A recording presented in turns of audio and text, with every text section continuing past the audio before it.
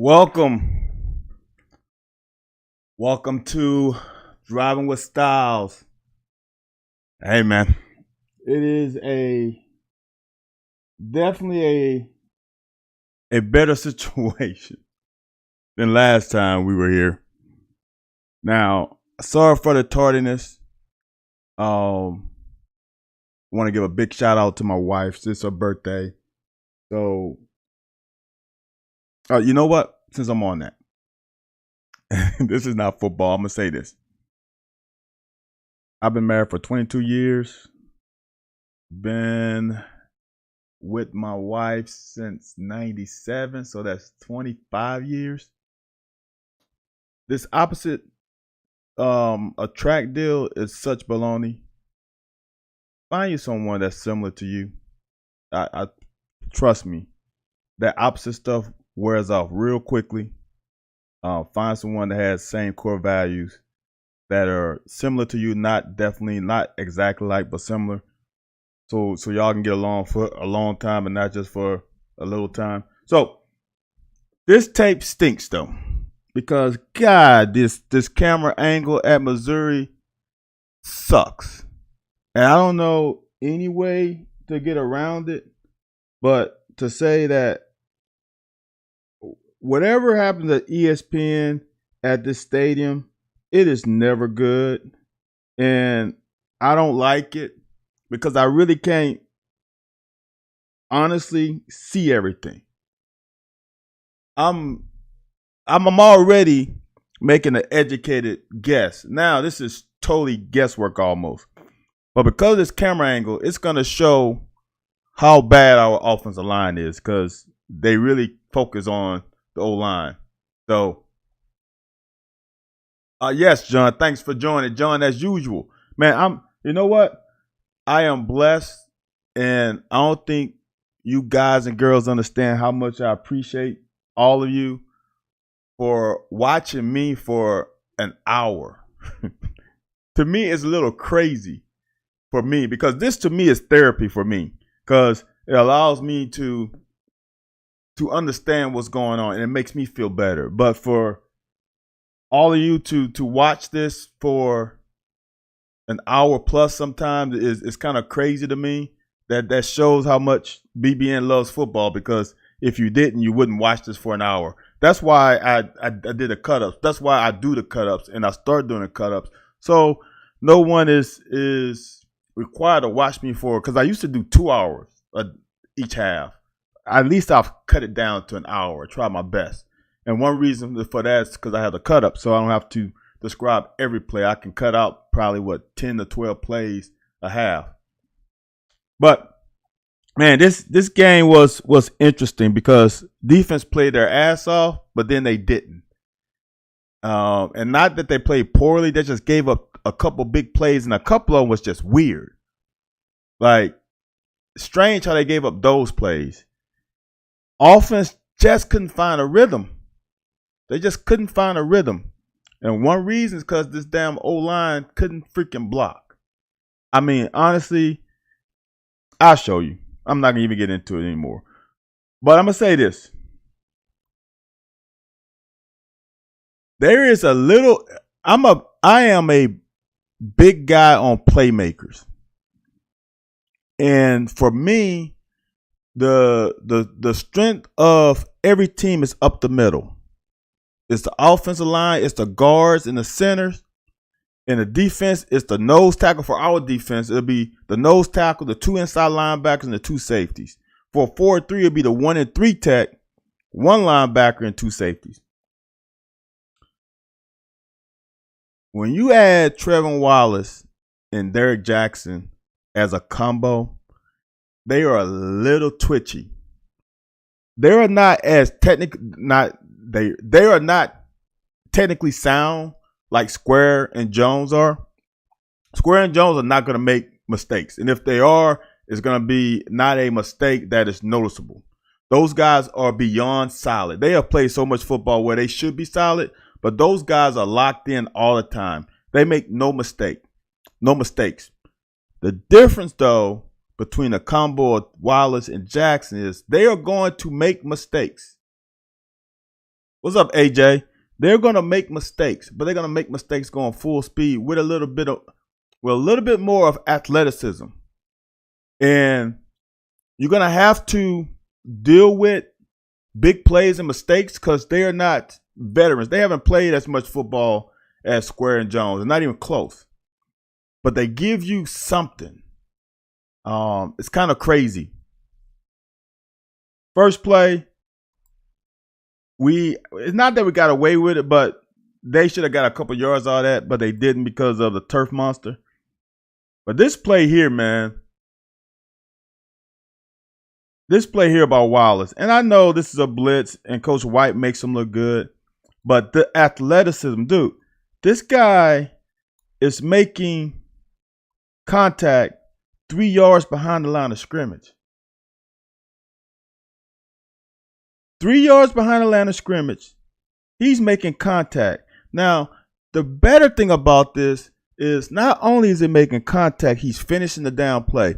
How many times have you seen linebackers blitz and miss a sack, blitz and miss a tackle where it should be a 3-yard loss, but the guy gets 2 yards or maybe gets back to the line of scrimmage? When Wallace gets his hands on you, it's a done deal. A lot of times. When he gets his hands on you. Now, when I say his hands, he can't just throw his shoulder into you. When he wraps up, he is pretty damn strong. And we start off this game with 2 big plays, 2nd and 13. Man, this guy it's like he shot out a cannon. That's a linebacker. That's how safeties usually look. This guy's a linebacker.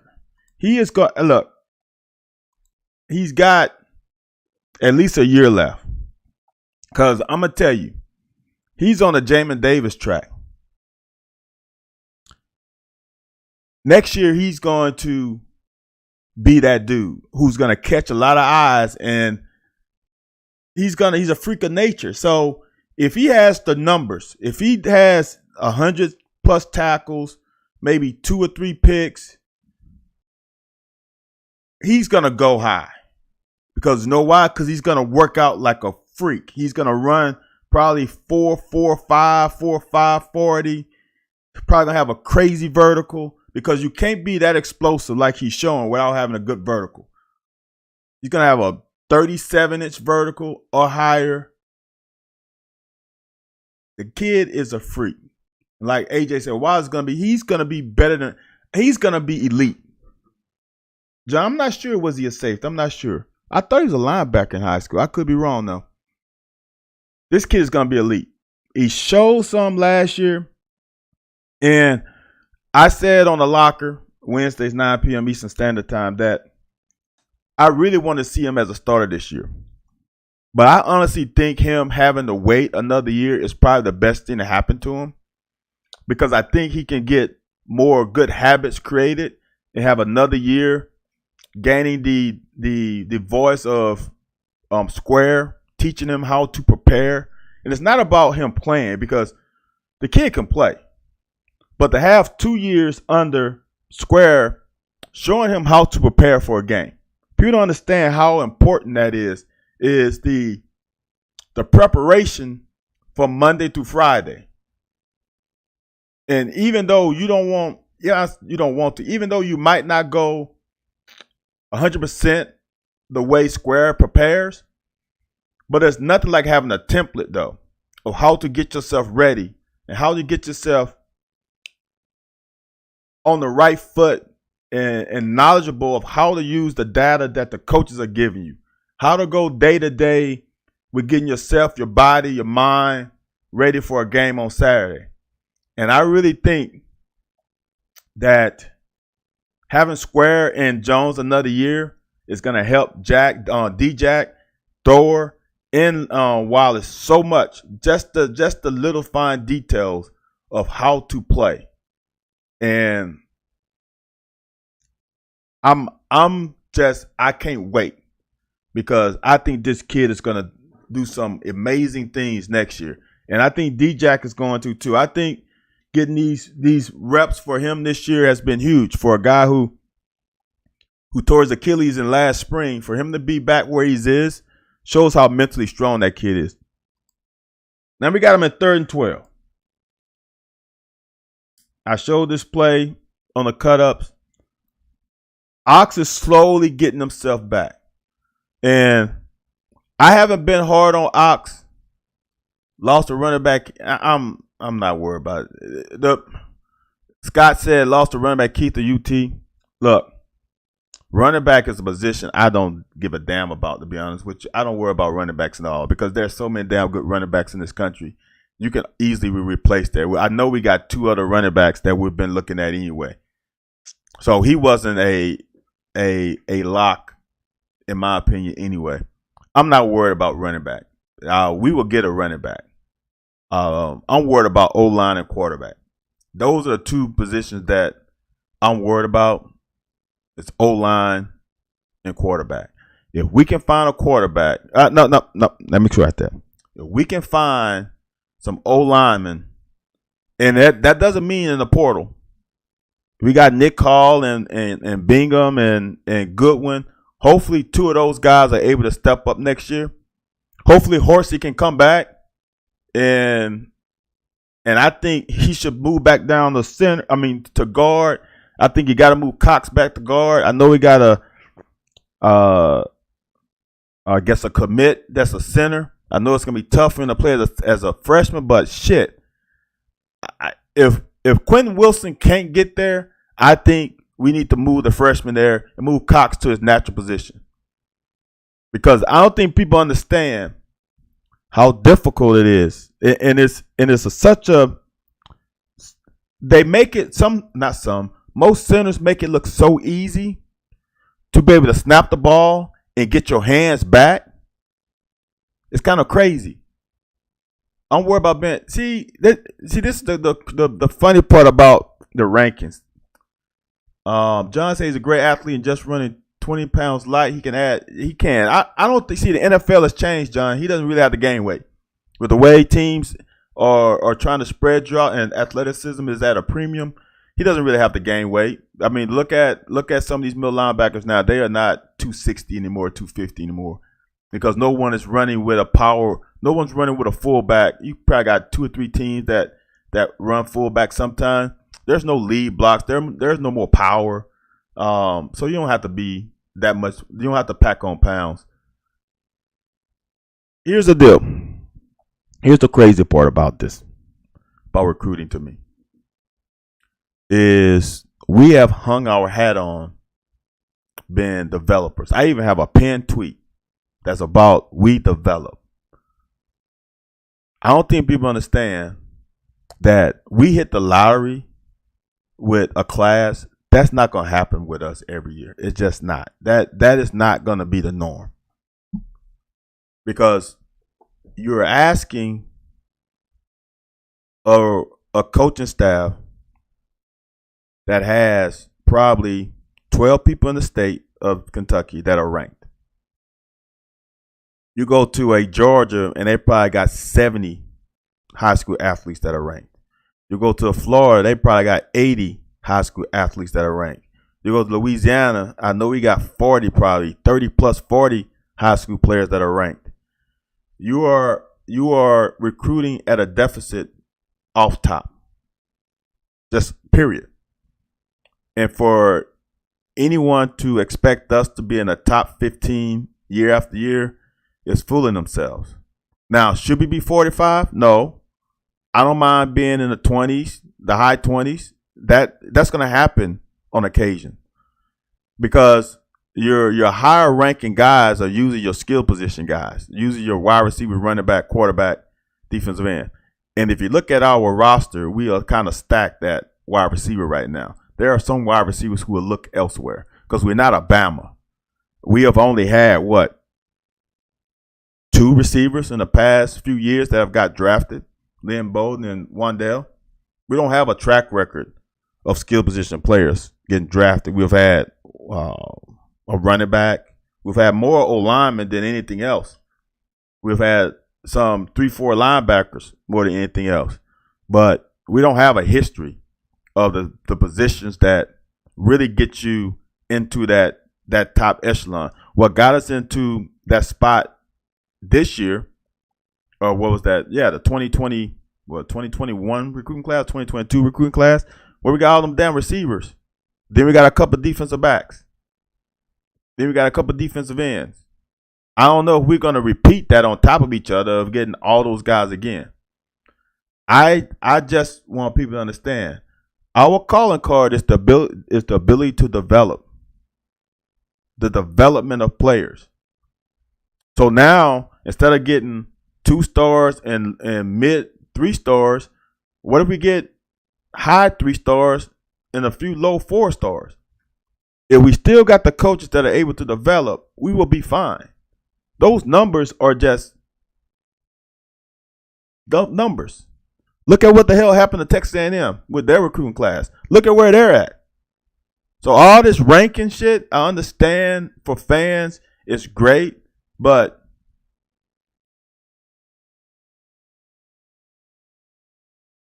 well, here's the deal. Thanks, AJ. Look, A&M. Here's the deal, Scott. And we have had this situation happen to us many times. Until they sign on the dotted line, we have no idea what's going to happen. So I know people are barking about NIL, and I did a Driving with Styles about this.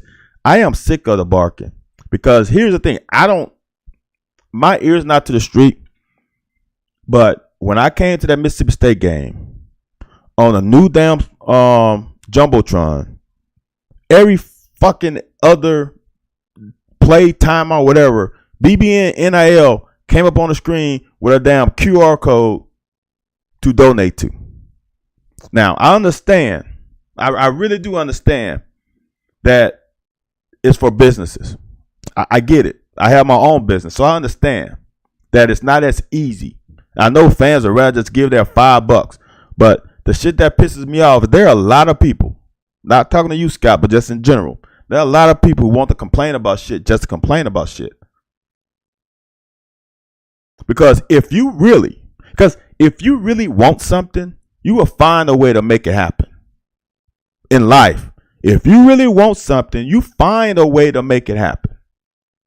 And I don't understand why it's so hard. I've got business partners and other ventures. Forming an LLC is easy as pie. It takes nothing. And if UK is trying to insulate and protect themselves from the future, it can be stupid why they doing it or not.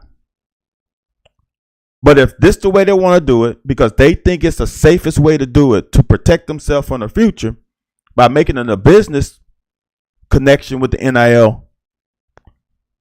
If all these fucking people are complaining, all the people that are complaining, why don't y'all get together, put $10 in together, form an LLC, and put all the damn money you want to, and go scan that QR code and donate to the BBN NIL fund.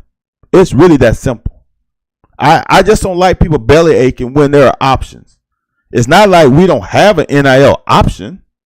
It just might not be as easy as Tennessee's or Ohio State's or Michigan or Louisville. But the option is still there. If you really want to make it happen, you'll make it happen.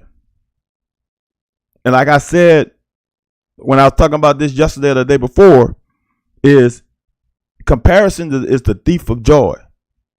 Stop fucking comparing us to every other program. We are not Georgia. We are not Alabama. I'm sorry. We are not. Just like, in essence, we're not really a football school. That will piss people off, but real is real. And I'm a football player. So if you really want to fucking contribute to the NIL, there is a way to do it. Kentucky has a different way. But it's not like you can't do it. I don't understand. I don't understand, but I do understand. People love to complain, and I get it. People want to blame somebody, and I get it.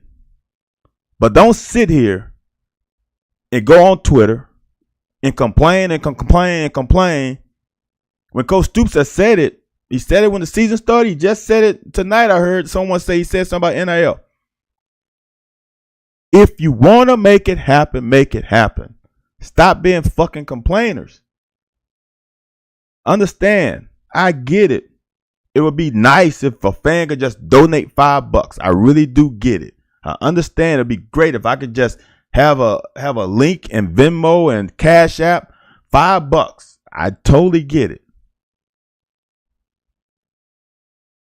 But there's a way though.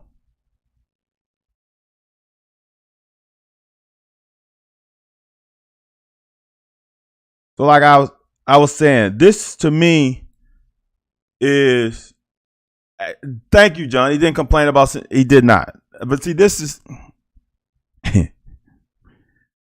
I don't know all the ins and outs.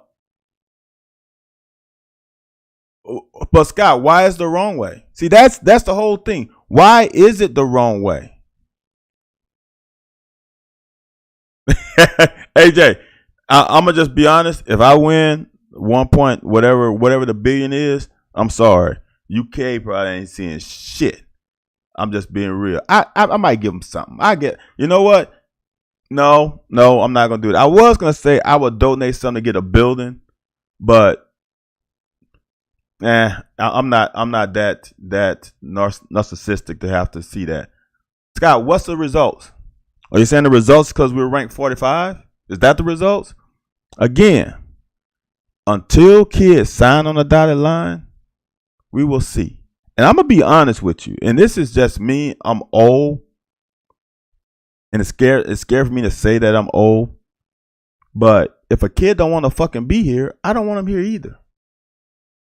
There comes a point in time where if you want to be there, you will find a way to be there. Because here's the deal, and I totally grasp the concept. I'm not stupid.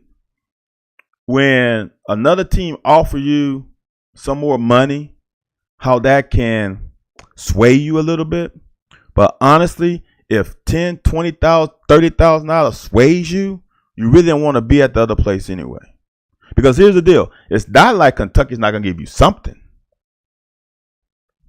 It's not like we're not going to give you something. I heard what Wandale was making last year, and it wasn't pennies. So, I mean, I know what LSU gave some people, and they are pissed off because those players, one of the quarterbacks didn't even play this year.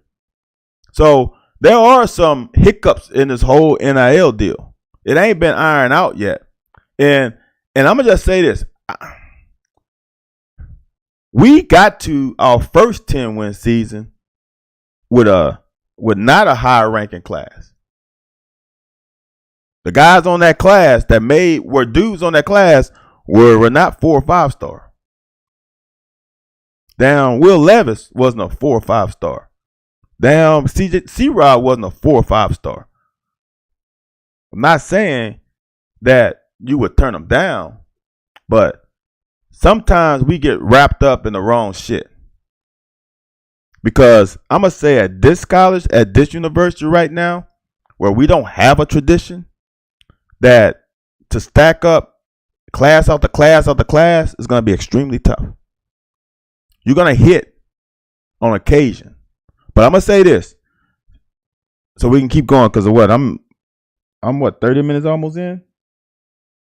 Is that let's see how these classes iron out. Because I'm going to tell you one thing. Remember that 2020 class of defensive linemen that was supposed to be studs?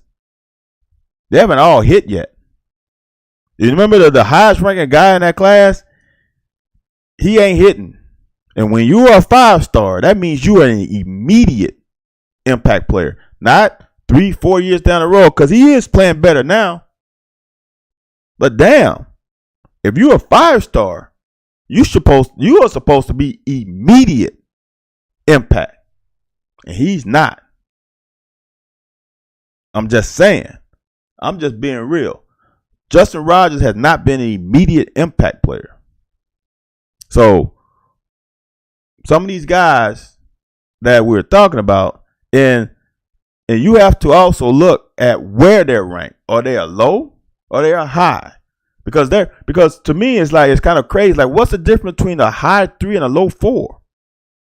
Like, what's the differentiator? What lost this kid a half a point that prevents him from being a 4-star?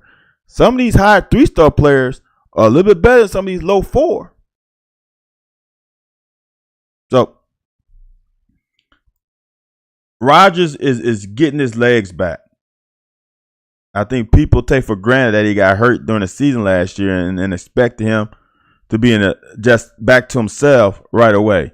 It takes time, but the burst is slowly getting back. Yes, he's lighting the ass, but like I said, I don't know why he's lighting the ass, but like I said, again on the locker, Wednesday, 9 p.m. Eastern Standard Time. Myself and Anthony White, I asked Anthony, I said, a guy just can't lose weight on his own. Like in a D1 program, if you missing weight, it's a problem. And when I say missing weight, that's missing weight if you overweight or underweight. They don't like it. I'm just telling you. So it ain't like they didn't know he was underweight. So for me, in my understanding, just connecting dots, I don't have the answer.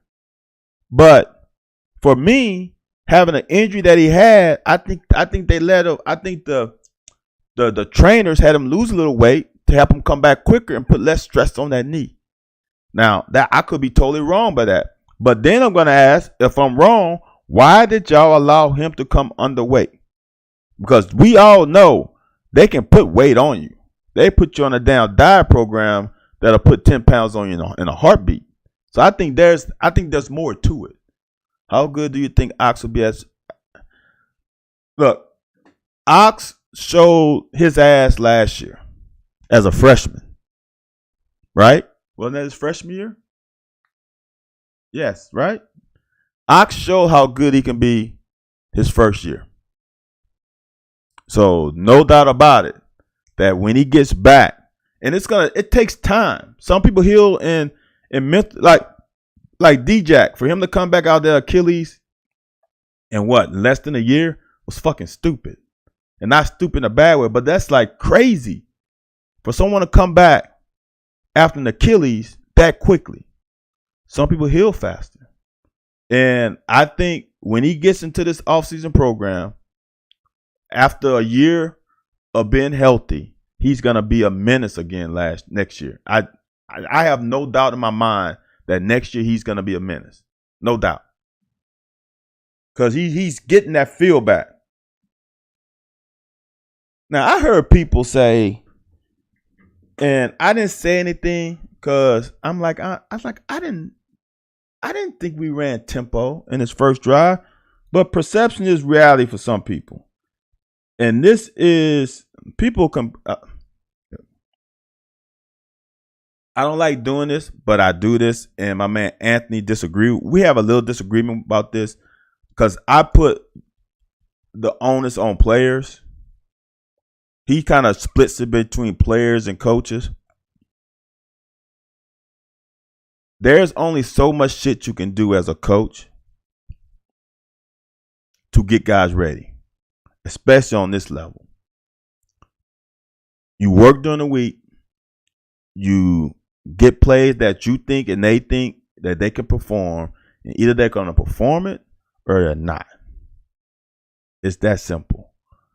I was on the defense. Coaches need to make players win. I was on the defense all 4 years. I think 1 year we were ranked outside the top 30, I think. I think that might have been my sophomore year. On an offense that was not putting up a lot of points. I had great defensive coaches. I mean, I had 2 great defensive coordinators. And they would put in a perfect game plan. And people would just brain cramp. Is that on the coach? After I specifically remember 2 to 3 plays where we knew what they were going to do. And we game planned it all week. We run it correctly in practice, and we get into the game when the lights come on. The guy not cramps up. He pees down his leg, so to speak. You can blame the coach. I totally get it. But I, as a player, know I saw that MF run it perfectly in practice. We ran this play a few times a day in practice. And he gets in the game and he pees down his leg. That's why I am not so on coaches. Now, like I said, defense and offense, all you're doing is pretty much guessing. You're putting a play out there, hoping that the other defense, the other coordinator doesn't call a call that's going to stop that play. Because some plays are just, if they call the right coverage or you call the right offensive play, no matter what the defense does, they're going to gas you. So now it is up on your players to execute. Now I'll show a play later where Missouri defensive coordinator called a perfect fucking blitz, and we got the longest run of the day. It wasn't like we blocked the hell out of it. Their guy just missed. I say throw the dude. You always look. That's not coaching. That's the quarterback understanding what to do, when to do it, and how to do it. Scott, who's Larry New? If it's recruiting, I'm not very high. I'm not very knowledgeable about high school recruiting. That's just too much for me. I documented this play. This is an amazing play design, and it times up to what Missouri likes to do. This is why it's easier for a offensive coordinator to script your first 10 plays or so. Because on defense, you're going to do what you do best. You're going to run your coverages. Then after you see what they do, then you start saying, okay, guys, we're going to do this or we're going to do that. But first play, Scangarello had an idea of what single high safety man under they was going to run, and they just deked them. And this is really good acting job by Barry and Brown. And then acceleration, good damn throw. It's hard for people to differentiate from college to the pros. I'm going to put myself in this. I was all conference corner on a bad team, on a 4-7 team that was 1-6 at one time. Then we won 3 games in a row. Then we lost to Tennessee. I was a good corner. I was a really good corner in college, but I wasn't a damn. I was probably would be depending on the scheme, average to below average corner in the NFL for a multiple reasons. The college game is different from the pro game. So a GM and a head coach sees traits in players, not their numbers in college. Now, the numbers don't hurt, but just because you have great numbers in college don't mean you're going to be a great pro. It depends on what scheme you're in. It depends on whom you're playing with. It depends on who you're playing across from. There's a whole lot of variables. And one thing Will has that you cannot coach is arm talent. And I say this all the time. I said it last year, and then it's kind of weird. The week after I said, then Liam Cohen comes in like, ooh, the hash marks. I said this last year about the hash marks. The hash marks are a nuisance and a difference maker between college and pros, especially for quarterbacks. And honestly, it's for all positions because there's really no short side of the field, and it makes a difference. So all these quarterbacks that you see throwing to the boundary in college, that shit ain't going to fly in the NFL. It just ain't, because you ain't got a boundary. New follow Curry to Kentucky. Didn't know that. I came in 93, so I was coached by Coach Archer. That's the only reason I got to Kentucky. It's kind of a weird story. I think you can find it on YouTube. I documented this is why I'm a believer in things happen for a reason. And I'll go with this since we're just talking. And it seemed like this is just gonna be a talking night. In 92.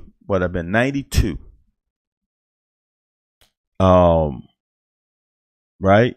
1992 would have been 1992 would have been my last football year. So 92, before my football season, my senior year, we got a coach named Tucker Peavy that came to my high school. He was a JUCO offensive coordinator, great offensive mind. He came to Kentucky. Came to my high school and coached me. He was my quarterback offensive coordinator coach. I was going to University of Southern Miss for sure. I love Coach Bowers. I love Coach Thompson. USM, not all of my family, not the majority. All of my family's from Woodville, Mississippi. So USM is like a damn Ivy League school to my family. So all the smart kids went to USM. So I was going to USM until I found out USM didn't have a mechanical engineering department. So then I was going to Mississippi State. So that was my other option. I want to go to USM. Then my backup was kind of USM/Arkansas, but Mississippi State was in the state of Mississippi, and all my family could drive up easily to get there, right? So my offensive coordinator, quarterback coach in high school happened to be the damn GA of Mike Archer when Mike Archer was coaching at LSU. So he gave my film to Coach Archer, who was at that time at University of Virginia. Now, University of Virginia at that time was recruiting the Barber twins. And Coach Archer relayed that they have to recruit that state, and they have a couple of DBs in that state that if they commit, they're going to go with them because they have to recruit the state. So I was the fallback, so to speak, if one of those guys didn't sign. And lo and behold, Coach Archer gets hired as a DC of Kentucky. And that's how I got even looked at Kentucky. Kentucky was my 5th recruiting visit. I was going there just to have fun. And like I tell people all the time, if you get a kid into Lex Vegas, you have a really good chance of landing him. It's just something about the area. So that's how I got to Kentucky. So I did not know Larry knew. I did know that God, now it's just now Lovie Smith coached at Kentucky before I got there in 92. But this play here is why people fall in love with this guy, because he's got arm talent.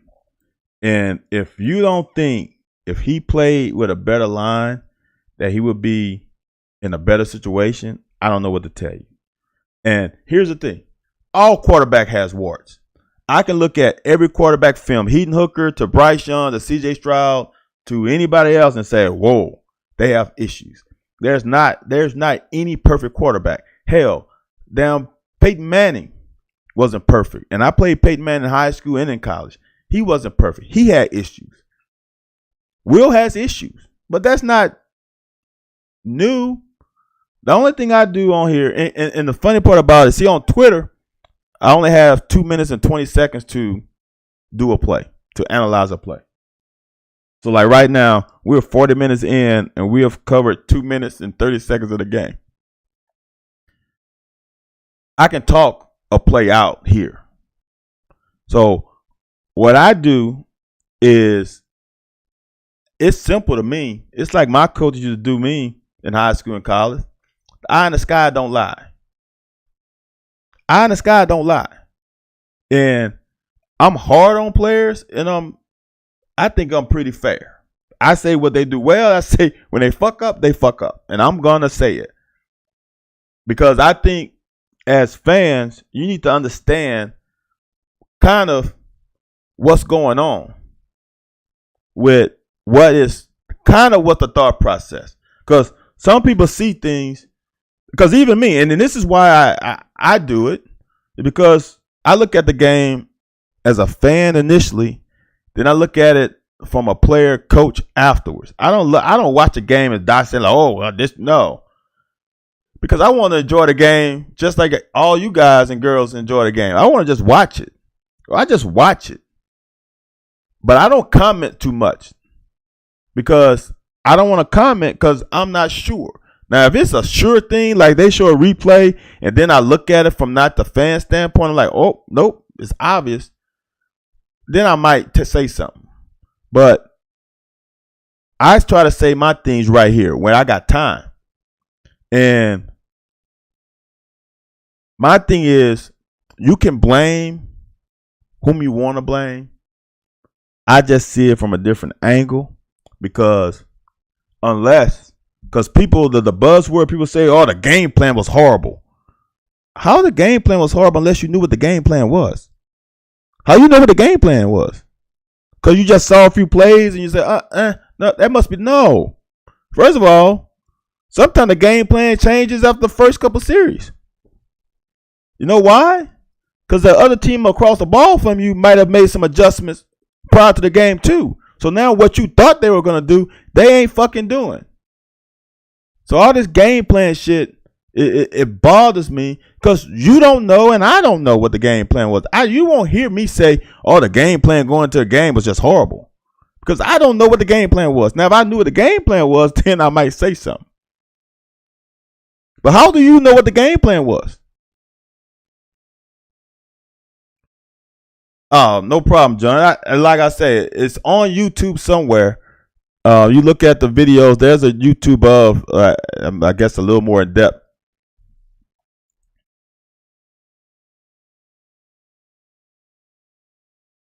I'm gonna say it, but we had some trouble getting off a press man this game, son. These young receivers are starting to realize what it's like playing the SEC. Because if you look at this from this angle, it's kind of hard, but there's no one really open. And it's just straight man under. It's a problem if you can't have one guy to beat man to man consistently.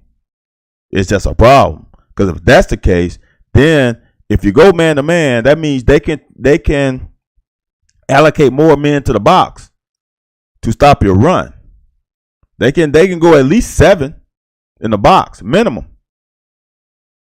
If they know that their guys can hold up on the outside, they can go 6. So that means you're 5-on-6 with a running back.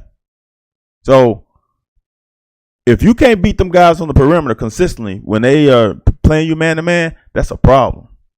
And we didn't consistently beat man to man at all.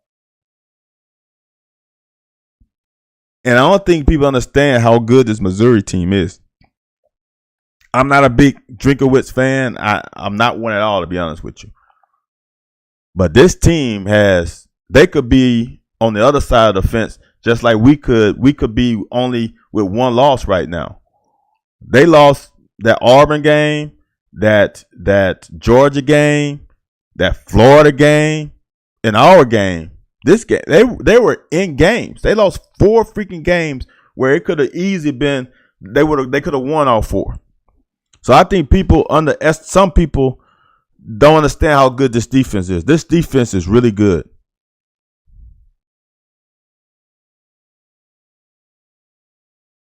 So like for this one, like I always say, the other team is on scholarship too. And the other coaches are paid $10 million too.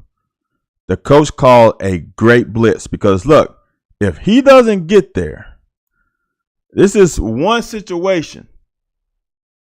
This is one situation where we got hat on a hat. Look at this nice little seam here. If we can get him blocked. They lost a lot off that. They lost a lot off that defense last year, but they retooled it. This defense is probably better than last year's defense. Now, last year's defense was obviously coached by a different coach, and I think they are a little more technically sound now. And what I mean by that is they're not putting their people on the island so much. They're not being so aggressive to a point of craziness. Next year they lose a lot. Now that I don't know. If that's the case, I like their scheme. And they have I'm gonna say this. They probably have an NFL guy at each level. This is, I know I documented when look, the O-line is not good. And I will never shy away from that. But also Will's got to make his teammates better. And you make your teammates better because you are the best best athlete on that unit, best player on that unit. You got to do things to help them out.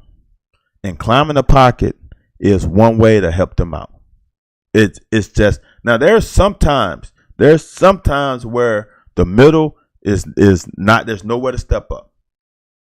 But I don't know, man. I learned this as a 8-year-old quarterback.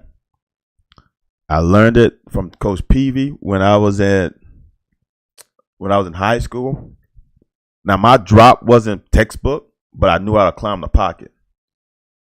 And I don't know why Will is afraid to, but he does it on occasion. He did it last year some, and he does it here to perfection.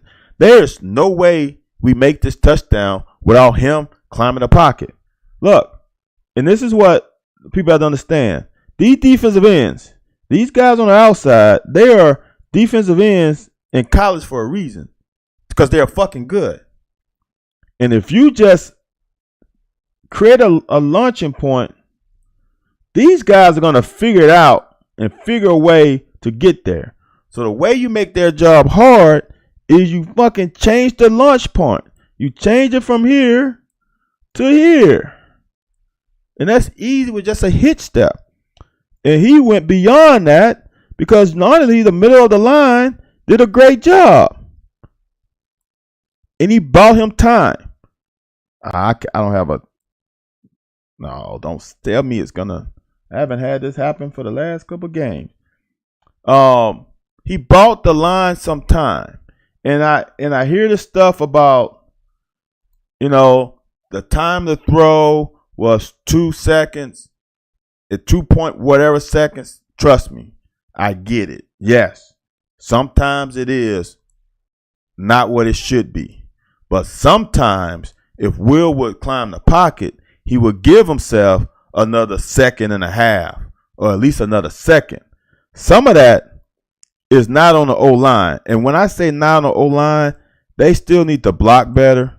Not saying that they are exempt from blame. But you gotta, like I said, you gotta help your boys out. You gotta help them out. And you help them out by climbing the pocket. Now, if you climb the pocket and you get sacked, fine. But at least you gave your teammates a chance. Look at that. How many times have I shown this year where there's a valley for him to climb up to and he just didn't do it? He just didn't do it. Well, he does it, buys himself some time, and finds a wide, butt-naked open Dingle. Now, if he would have thrown this ball better, Dingle scores. That's a great catch to keep this drive going. And this is what, was that a great call? See, because I think people think that the offensive coordinator tells them who exactly to throw to. On game day, it's up to the quarterback. So when I say that this guy is open, you know why I say this guy is open? Because I'm saying that Will should have read the other side of the field sometimes. It's not because this guy magically becomes open because he's on the other side of it. No. Just like I'm about to show you, and I sent out a tweet this weekend about which side would you read. See, the thing about it is I played the position, and I know that my office coordinator, and this is high school, we had mechanisms and protocols on what dictated which side to read. Off top. Come to the line of scrimmage. It's a simple number game. Now, I don't know how much simpler it is. It's a simple number game. The first thing you come to the line to do is it single high or is it two high safety? That's where you start. Single high, two high safety. Okay, it's one or the other. Then I low. Okay, so which side do I feel more comfortable attacking? Which side do I have a potential number advantage? Am I in doubles and we run a route and I got a linebacker that's got to cover either guy? So I might go that route, then to go the other side, I might have a guy in the curl and a guy in the flat. So I must say, as a quarterback, my coach didn't tell me you better read the right side. No. It was come to the line of scrimmage, go through your checklist. Two high, single high. Where's my advantage? What side do I feel comfortable with? And for me, it was like, which receiver do I know is going to run the right down route? It's a lot of variables to it. So when I come to the line of scrimmage, I say, okay, I see cover 3. I like the boundary side. I'm going to read the outside linebacker. I'm not worried about what routes my guy runs because I know what they're going to run. I want to know what he's going to dictate to me, whom I throw to and where I throw it to. Take my two steps or take my drop. Oops, they're not in cover 3 anymore. They in cover 2. Fuck. That read is not right now. Adapt. That's how the process in my head should be ran by a quarterback because that's how I was taught in high school. Now, I was taught by a high-level guy now. The guy eventually went to be the offensive coordinator at Louisiana Monroe. So I wasn't coached by a slouch. So, again, how many safeties? And you adapt. Just because your pre-snap read was X, don't mean that's the fucking shit that's going to be right after snap. Because sometimes defenses fucking change. And you as a quarterback got to be a quick adjuster. That's why I say will process adjust isn't fast. And I understand why it's probably not fast because he got a damn rocket on his shoulder. When guys have arm arrogance, they feel like they can do whatever the hell they want to do.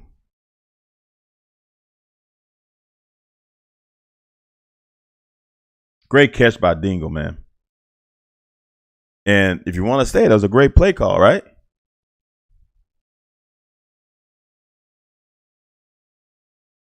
See, I guess people don't want to call the play a great play call or a great series of play call when shit works. They only want to complain when shit doesn't work. It's kind of weird how that works. It's a good pin and pull. Good attempt of a wrap by Manning.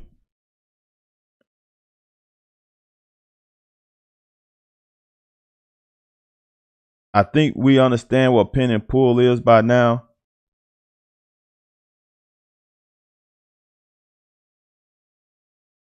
Now, it's interesting that they call it this way. He is inside, but backside. So all they're going to do is he's going to block down. He's going to hinge. He's going to pull. And we're going to probably combo and get up to the second level. We're going to block down.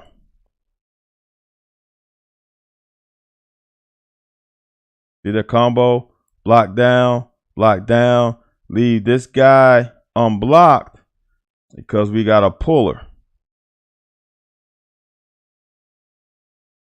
And this is probably the best thing that we run offensively is pin and pull. That linebacker does a fucking great job of scraping. This guy here does a great job of scraping because we should have gotten off and got to him. But this guy did the wrong thing. Unless they switched responsibilities and he has contained. I don't think they crossed it, but they could have. That's out the gate. That's how you block, man. When we block well, it's pretty. See, to me, this is bad on C-Rod, and I don't have the end zone. But see how we pin and pull again?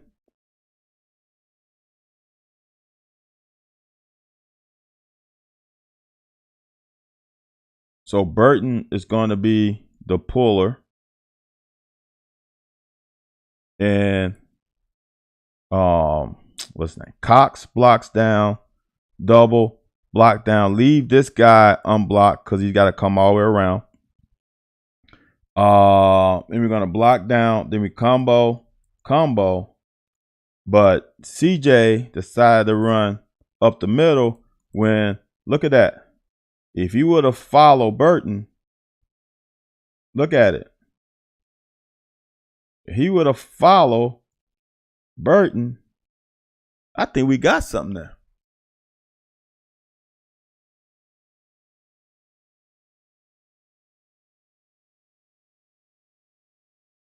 Manning overextended. Let this guy here swim him on a line of scrimmage that high. Is not a good look. He swam him. Now he's unblocked. One guy, right? But I'm telling you, I can't call it if this inside zone, but it looks like pin and pull to me. And if he follows outside, look at that.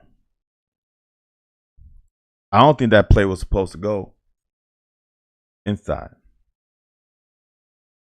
Now this is a play that I called, right?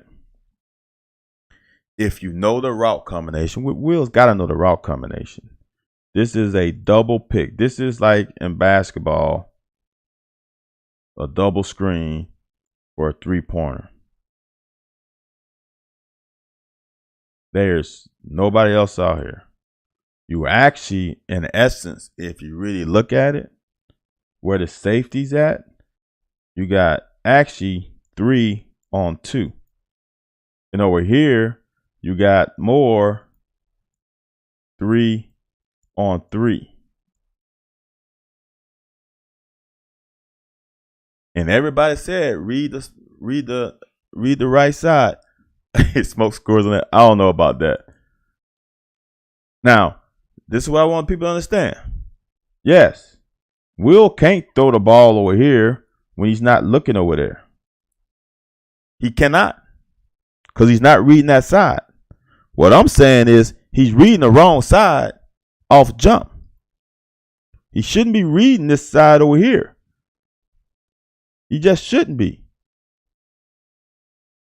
You got a better rub route over here. Second thing, do you trust C-Rod more than Bates?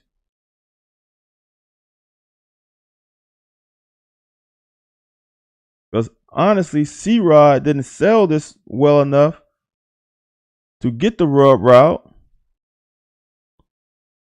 And Dane didn't do a good job of getting the rub route. But I'm reading the right side. Just like everybody said, they would read the right side. And he is open right now.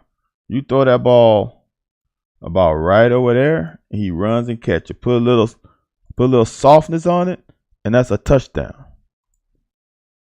Now, here's the crazy part about it. Was that not a good play call?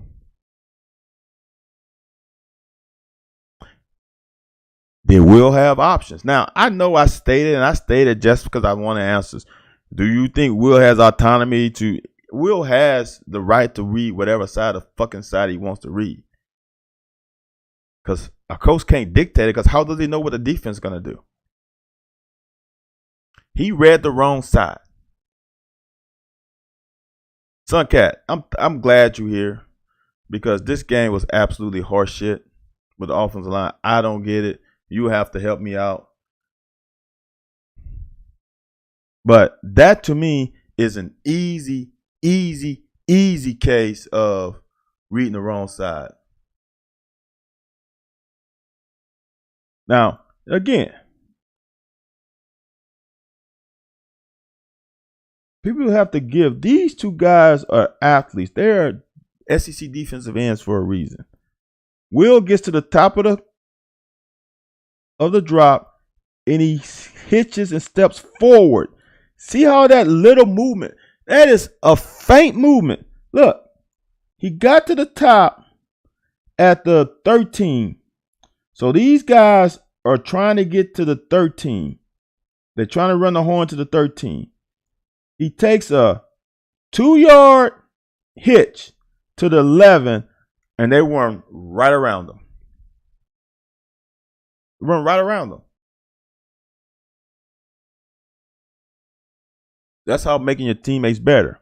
Now, honestly, Will really wanted to throw it here. But the safety steps up. And Will adjusts on the fly. And throws a BB to Dane. And it wasn't a heat-seeking dot. It was under control. But you can tell right there he wants to throw to Bates. It ain't there. He comes off and he throws a nice pass to Dane. That's good work. Right. You can't.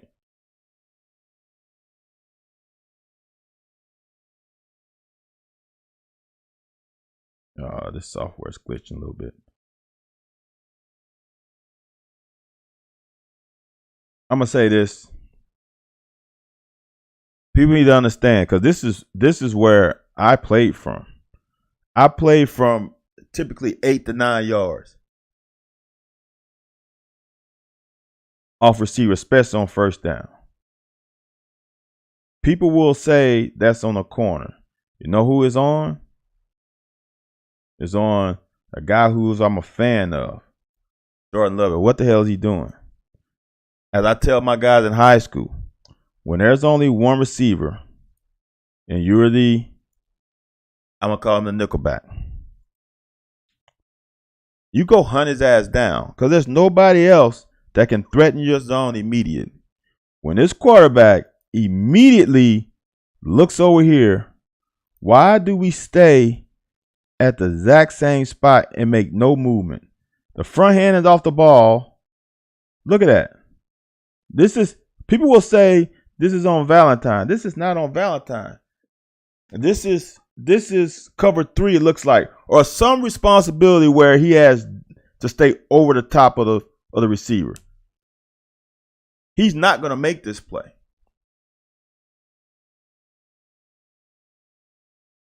Front hand comes off the ball right there. We should be driving. Here's the thing. I've said this many times. My coach, the great coach Rick Smith, said you should be able to drive 1/3 of the distance of the ball. And he was fucking right because I'm an engineer and I fucking start timing this shit. And that's how I felt comfortable lining up at 9 yards, is because I knew I could drive 1/3 of the distance. Because this is a 5, 8, it's a 10-yard throw. It's probably more like an 11-yard throw because of the angle. Remember, like I said, I'm an engineer. It's not that distance, not the linear distance, it's the hypotenuse. And it's probably about closer to 11 plus yards, right? So 1/3 is 11. You should be able to drive almost 4 yards. He's at the top of the numbers. It's 9 a here. I can't remember. It's 18 something a here. They got about 9 yards. He's inside. He should be able to drive this and be right on it. Damn, Lovett is looking at the quarterback. He's not watching the quarterback.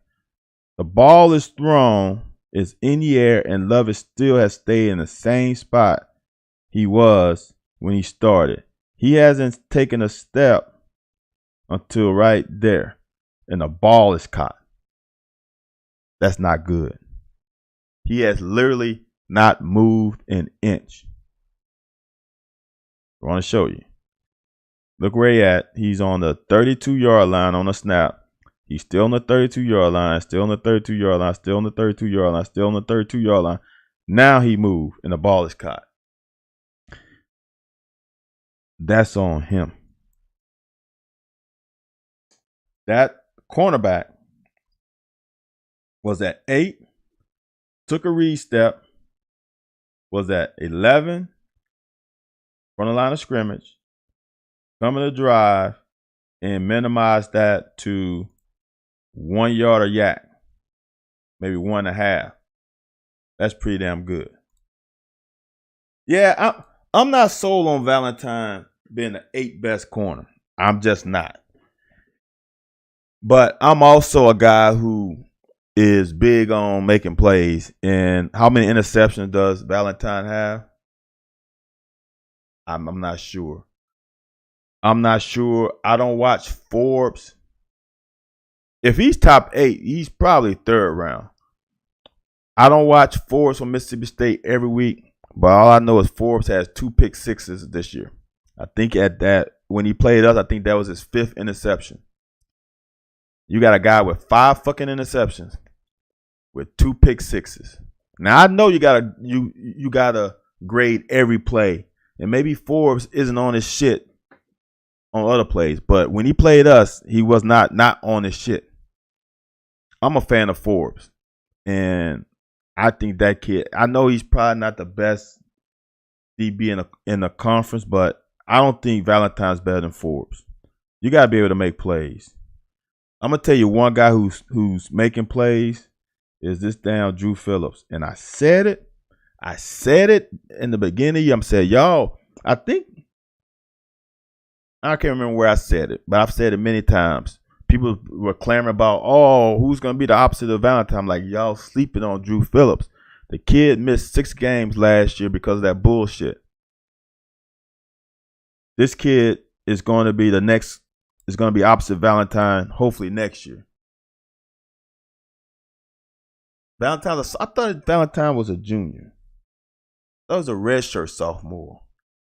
Am I wrong?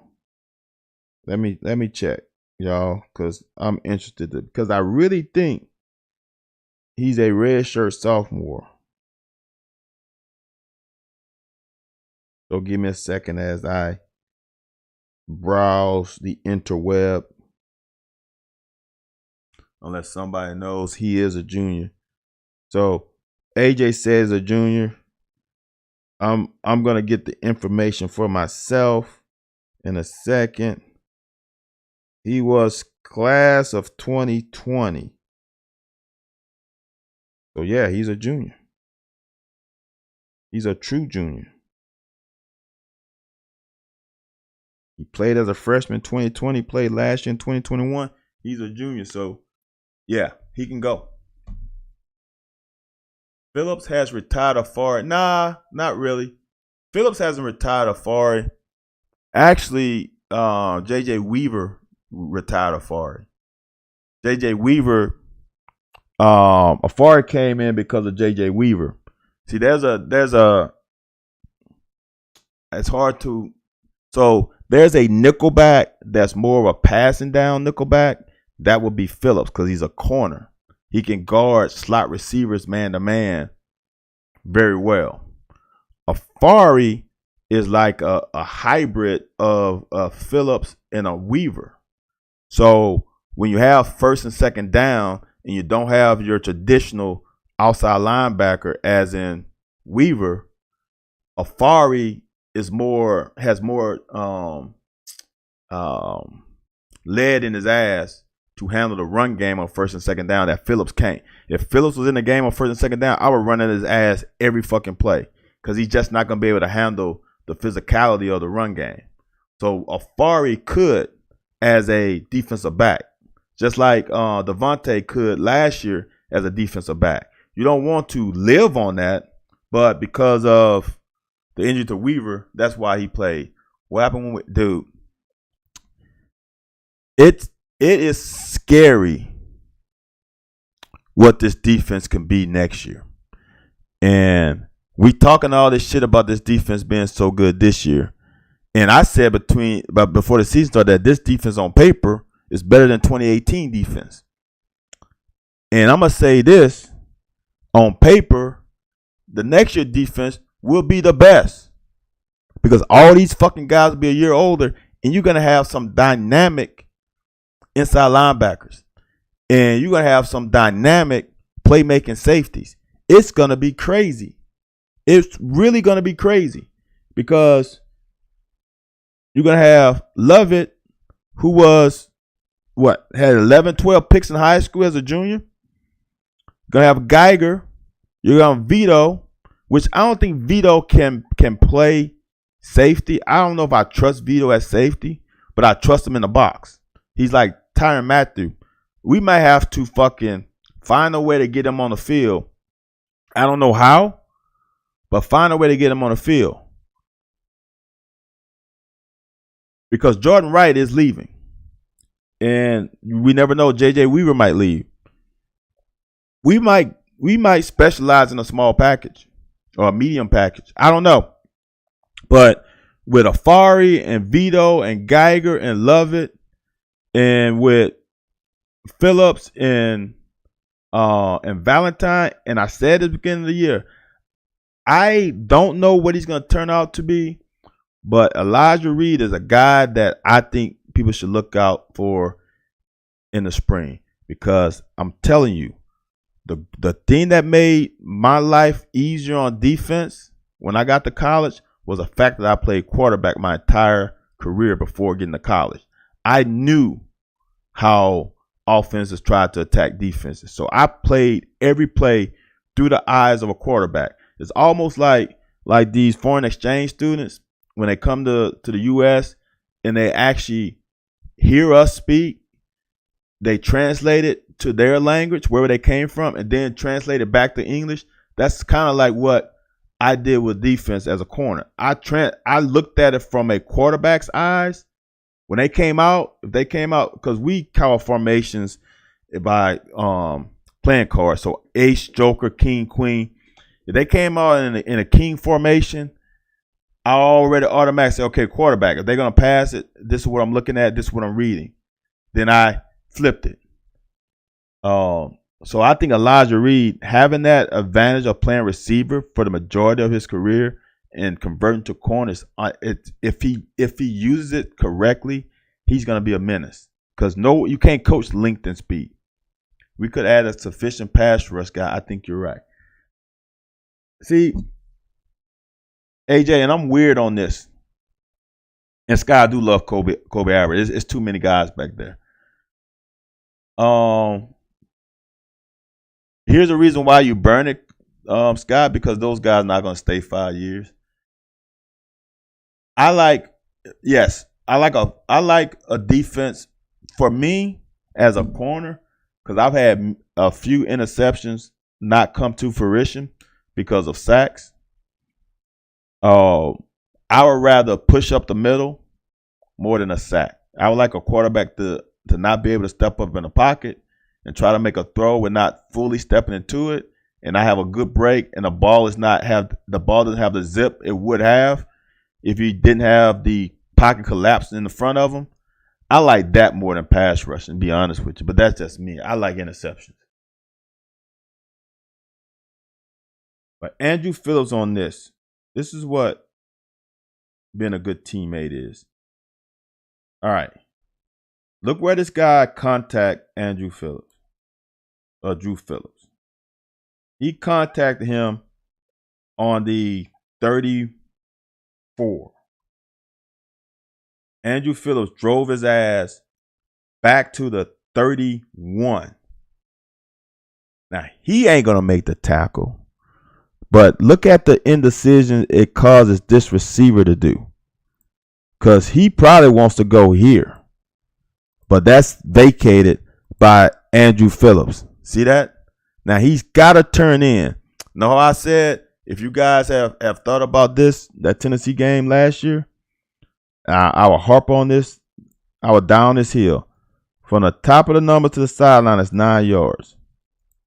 If he would allow this guy to run 9 more yards, these guys in the middle wouldn't have been able to make that tackle.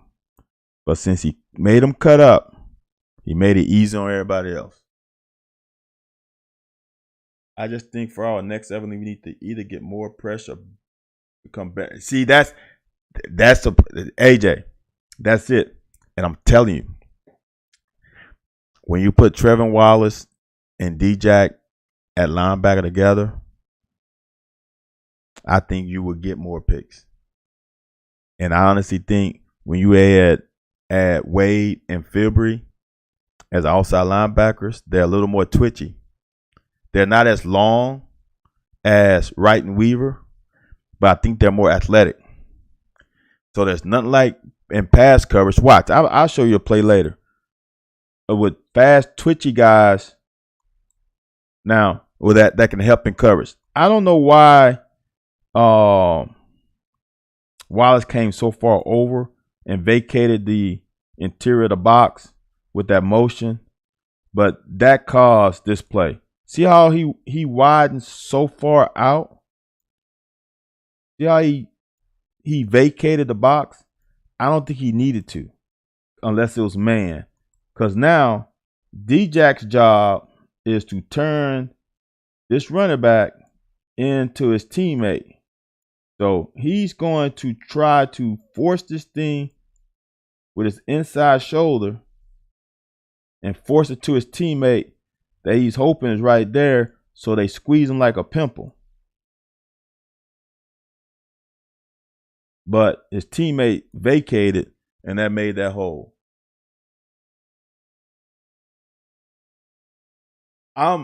Look,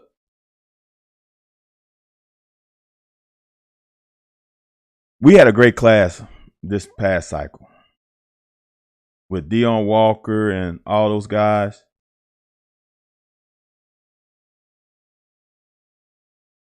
See, to me, see how now this pass, like I'm gonna reiterate again. There's 6 underneath zones. There's a flat. There's a curl. That's not the curl. There's a curl somewhere in there. There's a hook, which is typically right around the hash. And there's a hook. And there's a curl. And there's a flat. That's 6 underneath zones. A lot of times you only got 4 guys underneath. Oh, I shouldn't have done that. You have 4 guys underneath. And the zone that you normally give up are the flats because it's the furthest throw. But we got to react better. This is a horrible reaction by Wright. We're not reading the ball. We're not reading the quarterback. Front hand comes off the ball. Now they gashed us again. But as a defense, all you need to do is keep making them snap the ball because eventually they're going to fuck up. That's the name of the game. And I'm going to be honest with you. I remember this play. We are lucky that Cook didn't keep this. Because who has contained to the bottom of the screen? I guarantee you it's J.J. Weaver. Guarantee you. I will bet everything I got. But as a coach, like I tell my players, I want you to be able to make a play. And if he was contained, handling his responsibility, which is a quarterback, we wouldn't have had this play.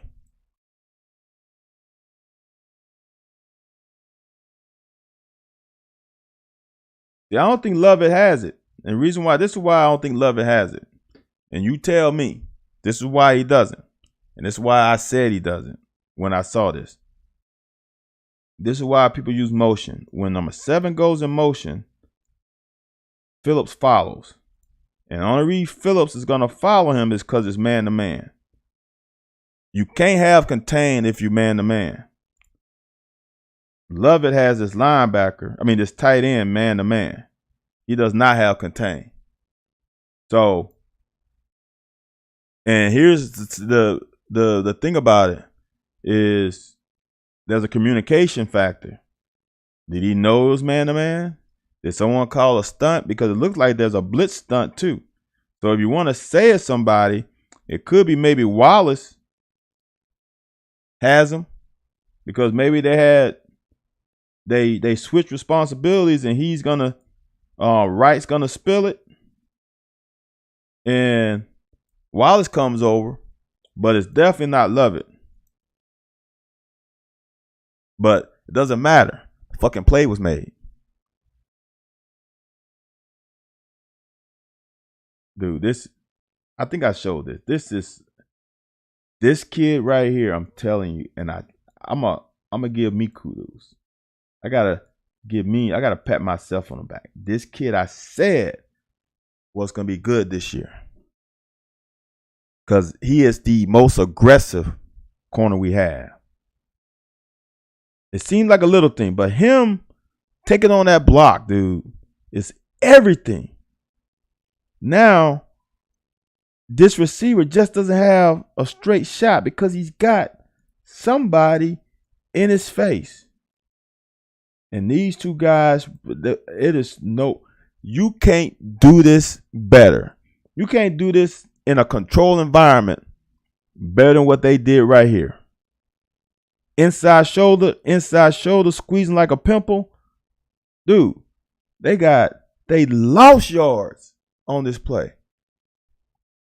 This is how engaged and focused we were. This is, as I say, as we were taught, you cannot guess. You cannot guess. You can anticipate. And they anticipated the hell out of this. Who the hell is 6'9"? Oh my God. Same thing happened on.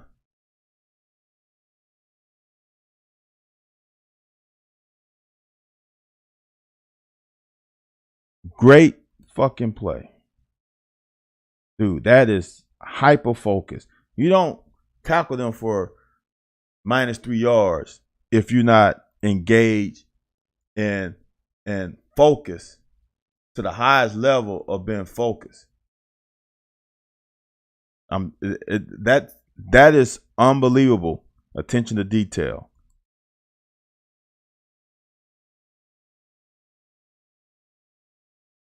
Third and 15, make them throw it under. Oop, they don't want it. Our ball.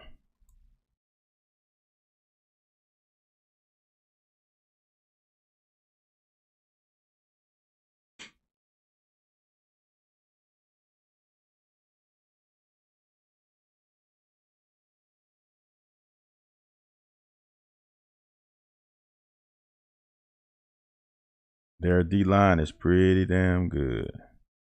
We just got whipped right here. Put his hands on us, swimmed over top of us, and makes a. This is what I mean by how close. If we X this guy out, we got something. AJ, it is nice to have C-Ruh all the time, especially with this O-line. Can somebody tell Flax that his job is to get out here and hit somebody?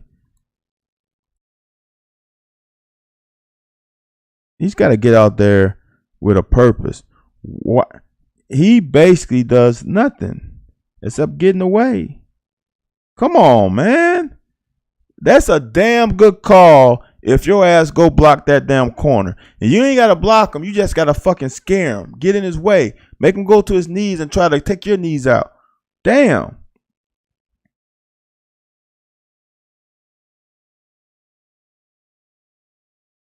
That's an NFL throw. I highlighted it in the cut-ups. This is an NFL throw. Period. Watch the mechanics. This is where arm arrogance is crazy. Look at where the ball ends up. He throws across his body. Dude, that's across his body. He's not set up to throw down the chute. He's set up to throw really right there. That's really where it's set up. Kind of where Dingle is, not where he's going. And he throws enough zip. Dude, that's why he's, to me, second best quarterback in the draft. And I would die on that hill. I just don't understand how he can't stay on blocks. Where Suncast is. What's going on here with Horsey? Why can't we hold that block? We got, to me, I think we got some going. Combo to linebacker. Dingle should come up to that linebacker if we can fucking get there. We can't get there. Not very good.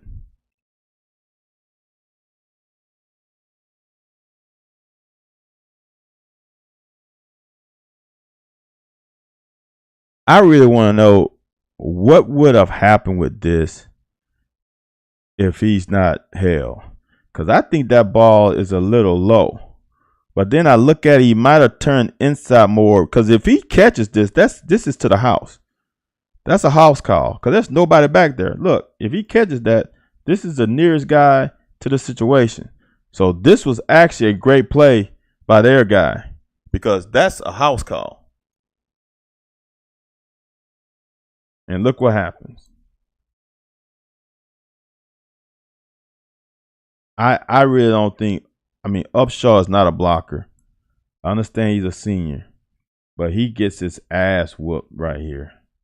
No better way to say it. He just gets whipped. He got to seal that. And then our man Cox gets whipped here. And now we got nothing. But if those two guys make a block, look at that. I'm not saying we get a lot, but we got a little seam there if Cat is concealed there. So for everybody that says that the play calling is horrible, look at the fucking execution. See, we didn't have this issue in the past. The old line could block. No one open.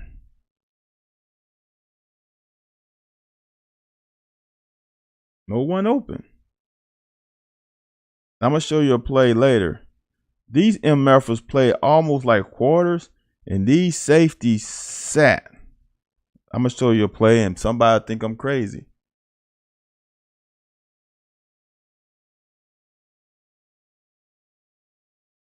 I agree, Suncat. You know what, Suncat? Here's the crazy part about it. I can't remember what game it was. Was it the Mississippi State game? It might have been the Mississippi State game. Or the South Carolina game. Where we went more gap scheme and they were able to fire out the ball.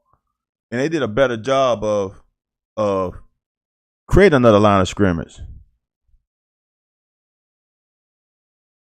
This play is just doomed. And it doesn't matter if this is fucking Smoke, Adrian Peterson, Derrick Henry. When you got guys who come, dude, there's nowhere to go there. I heard people say, 3rd and 10, you put in Smoke. It doesn't matter. When that happens, dude. Now, what you gonna say? C-Rock could have got 2 yards? Okay. There's nothing there, man. There's nothing fucking there. At all. Look at it. Look at Flax get whiffed. Flax whiff. And then the guy Dingle goes underneath them. And that's ball game. Where is there anywhere to go? All right. And then so that's over here. Right. And then Cox whiffs. And there's nowhere to go. Look at that. There's nowhere to fucking go.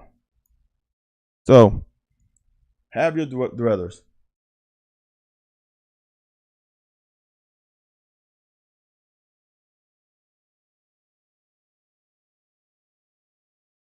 Suncat said, look at the left side. I'm about to freeze again. I wonder what's going on today. So, Suncat, are you saying that the play was supposed to go left? Is that what you trying to tell me? See, because that's why I'm glad I got Suncat. We're gonna have you on a locker maybe sometime to go over this line play, because it's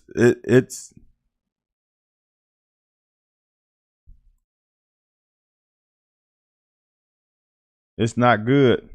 But like Suncat said, well, maybe the fucking play wasn't supposed to go there. Maybe it was supposed to go to the other side.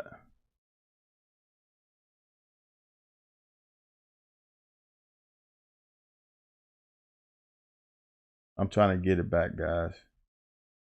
The bad part about it, I had a great couple broadcasts. Now all of a sudden it's belling out on me again. So I'm gonna let it go so we can see that again. Because I didn't see that Suncat the first time. But now that you say it, I see it now. But then it bailed out on me. So we're going to run this thing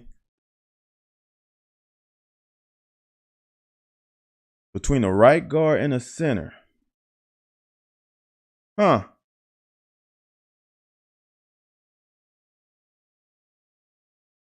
Left guard and center.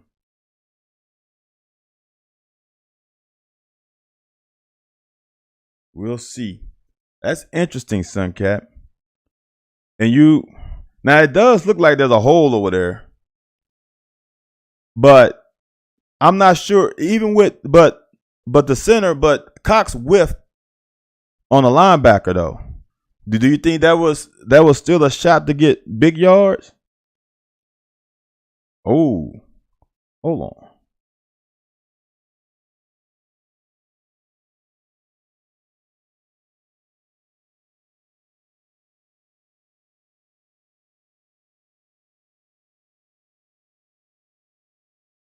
Ooh, I see it now, Suncat. I see it now. Suncat is saying that Smoke was supposed to go here and counter right down the chute.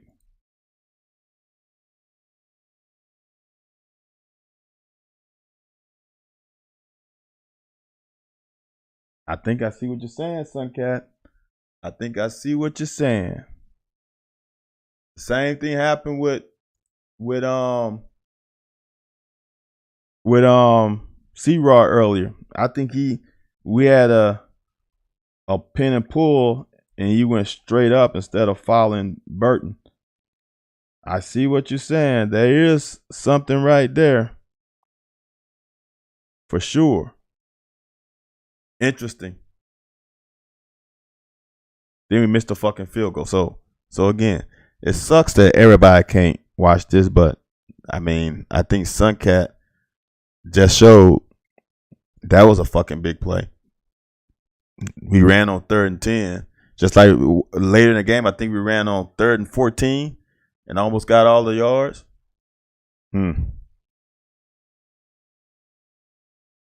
This is Andrew Phillips again. This guy knows how to fucking try to set an edge.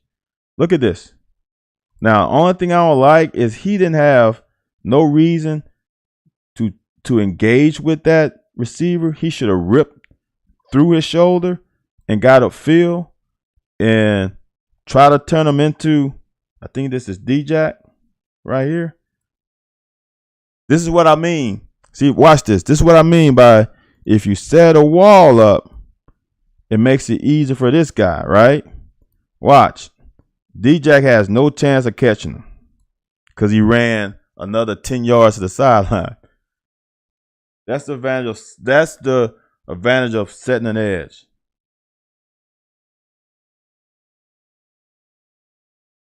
Now, this play, my man Wallace just got his ass whooped.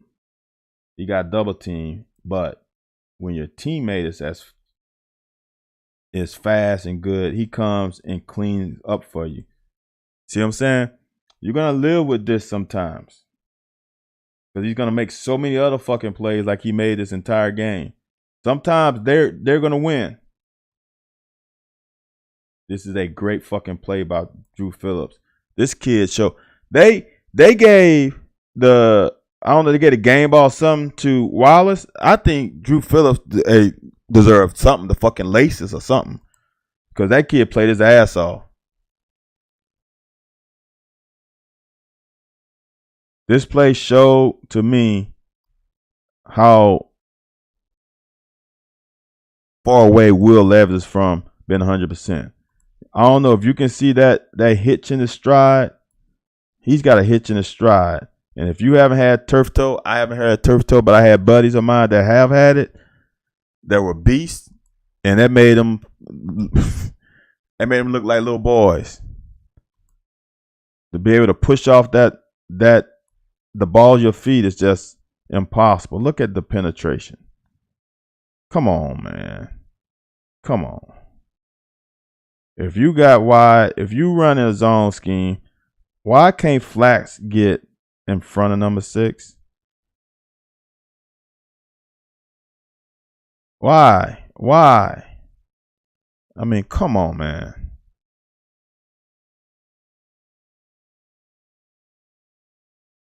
Now, this is a smart play by Will at one instance. He can't throw it to C-Rod. Okay? Because number 2 does a good job there in man. If C-Rod's not open and your second option open, throw the damn ball away. Make it easy on yourself. There's no reason to do that. You took that sack. Again, this is a moment where we can't drift. Look, when he gets to the top of the drop, he's at 46. He doesn't come off of 46 at all. That's the difference. Early in the game, you come off of 46. If he comes off of 46, right here, dude, there is a fucking lane. And obviously, I just showed you that he can't run. But if he climbs the pocket, he gives his offensive players more time to get open. That's the kind of stuff it's a sack. The O-line didn't do a great job of blocking. But that is a instance where you can help out your O-line by climbing the pocket. It's really that simple. Climb the fucking pocket. Great fellow got us a good punt. Now they can't get a first down. They just can't.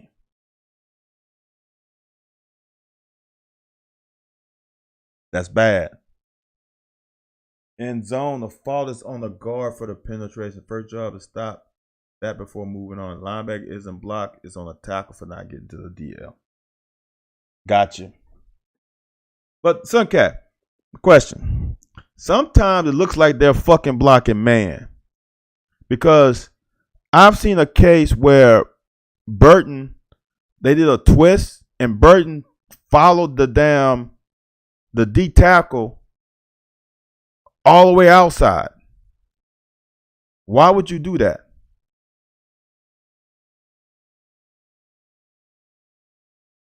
When you do everything right, this is what happens.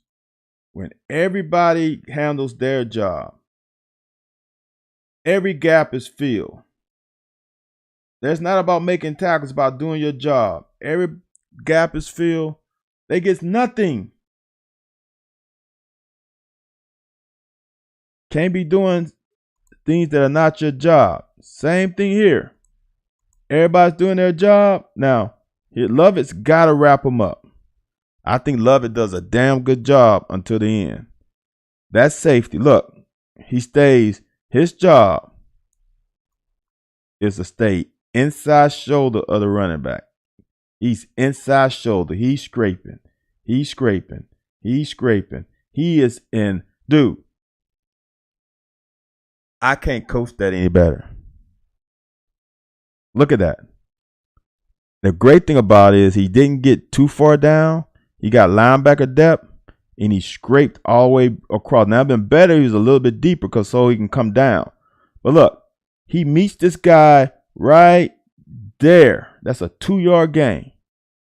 Dude, that is fucking perfect. That is textbook. You can't ask your safety to do more than that. Now all I got to do is rap.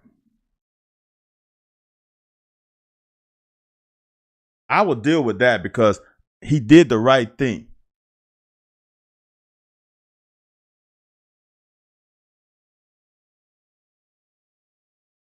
Now, this is a bullshit call, but I understand.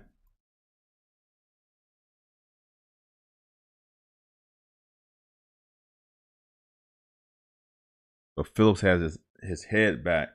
He turned his head around, but that's fine.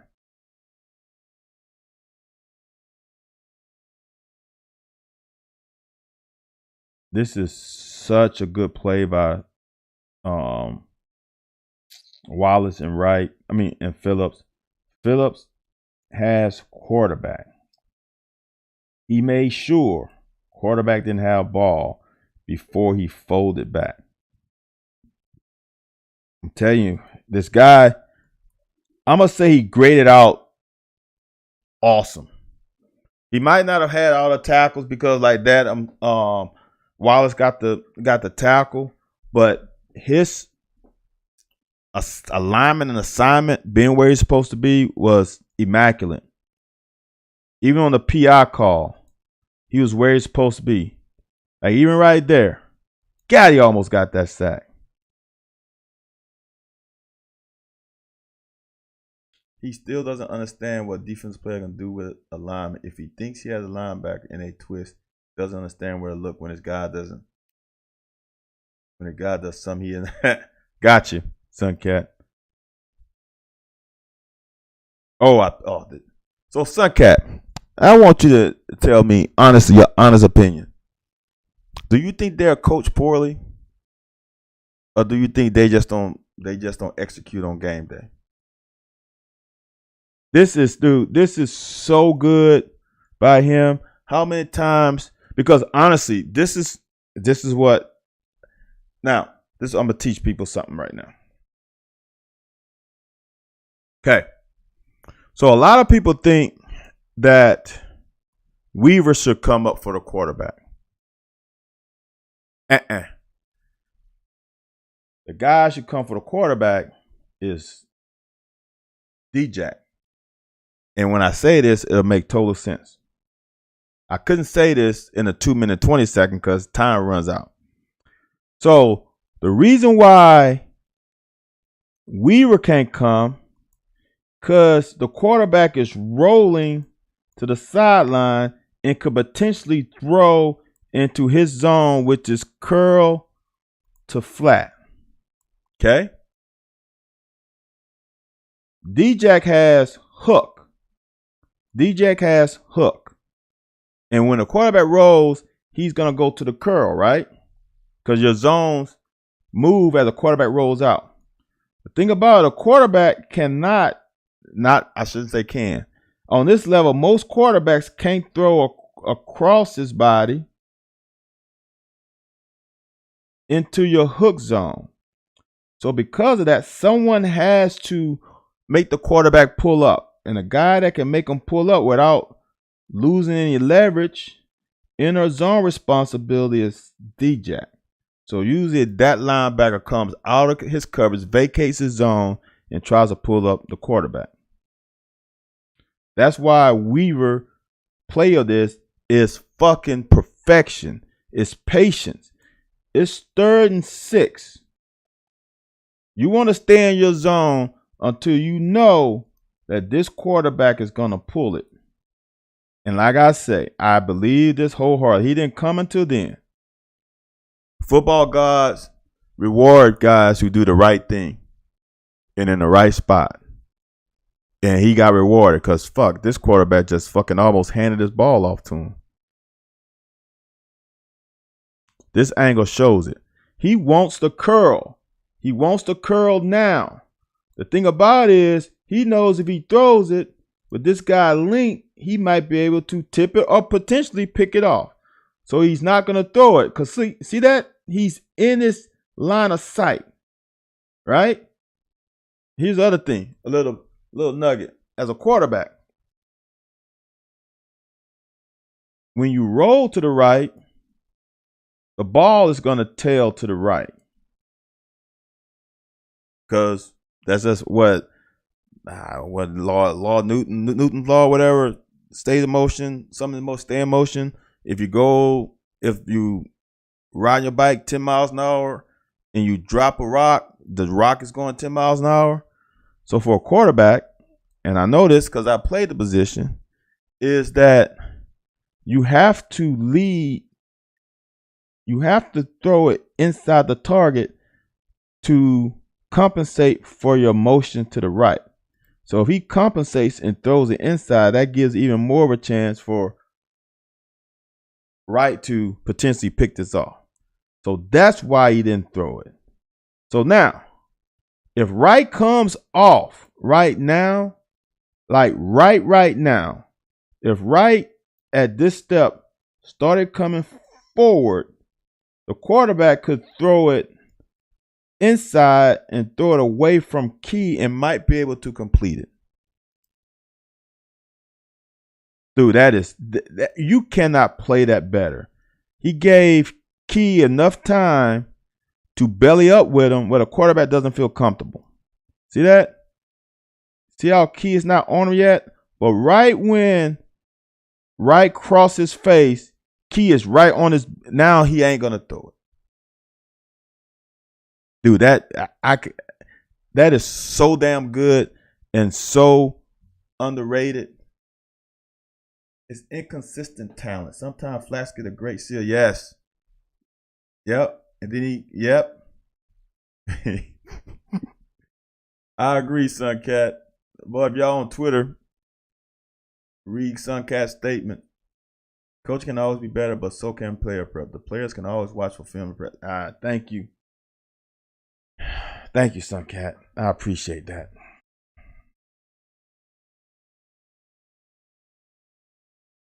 So now, this is the fucked up thing about it. Defense just gave you the ball in the green area, and you does nothing with it.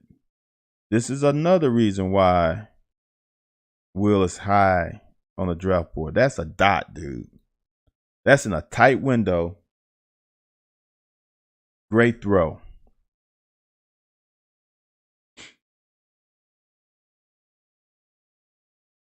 Now, I don't know how many yards C-Rod could have gotten.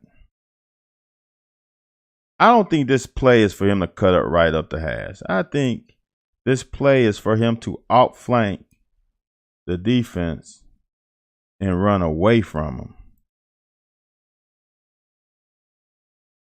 I don't think he's supposed to. He just made it. Remember how I was saying the guy set the edge, make the running back cut up so this guy has to run not as many yards?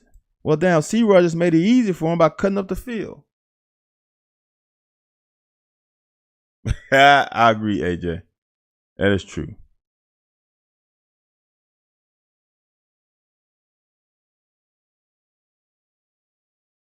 I'm really confused by this play. Because why are we pulling Manning for a toss play? He will never get there. I'm confused by that. I'm not sure if we got the right call on that one because that makes no sense to me.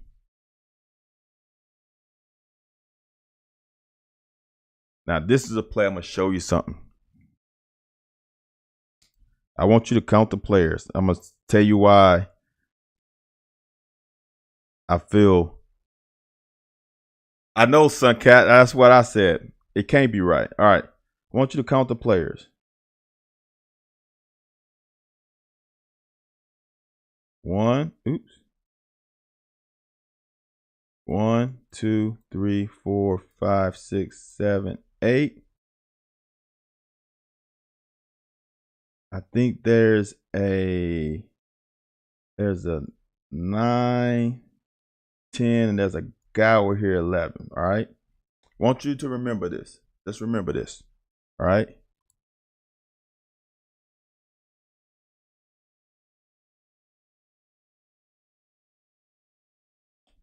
See this safety here? See how he's sitting flat-footed? And this is me being nitpicky. But remember how I said earlier, you read 1 high, 2 high safety. Now, we know before the game, their safety sit. I want you to watch Dane Key. If that safety's sitting, right now, that safety's beat. Do you understand what I'm saying? That safety is beat right now. He's beat now. What if we threw that ball right over the fucking top and let Dane Key run under it? Do you see what I'm cooking? That safety's beat. And that safety, here's what I want you to understand. That safety is not reading quarterback right now, right?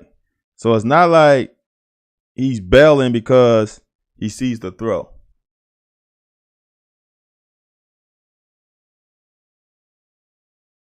You know safety sits. You know there's no one over Dane Key. You know the route concept we running, right? I'm gonna just draw it here. Robinson ran an out. Dane Key ran I'm gonna call it a seam.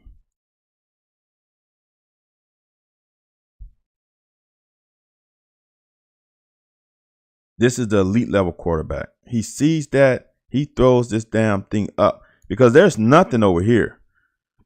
There's nothing. That corner sits. There's nothing over there. There's nothing. There's nothing. I don't even know why you try to throw it with that corner sitting there. But that safety is fucking dead to right. I'm not saying it's a touchdown, but I think that's your best option.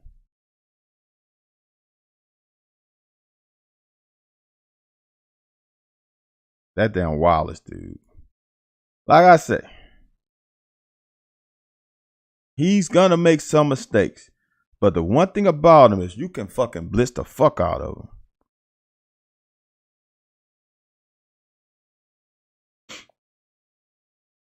He's a menace.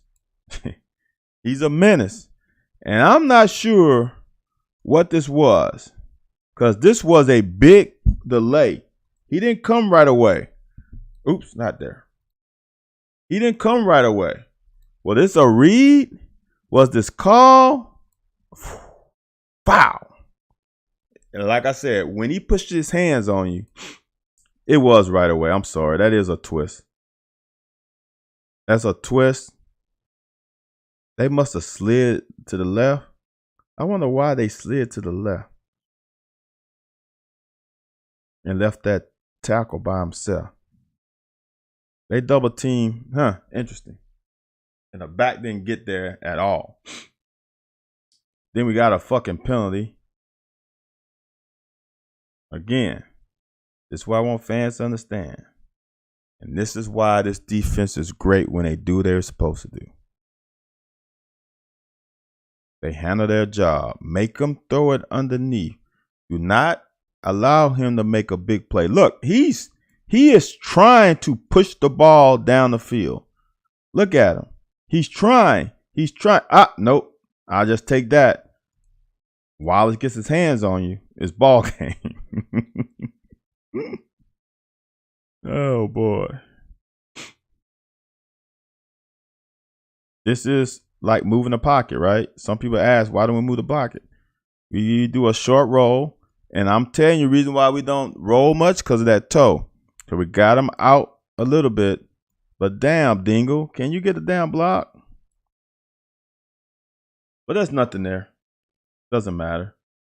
That's the way you throw the ball away. Live to see another down.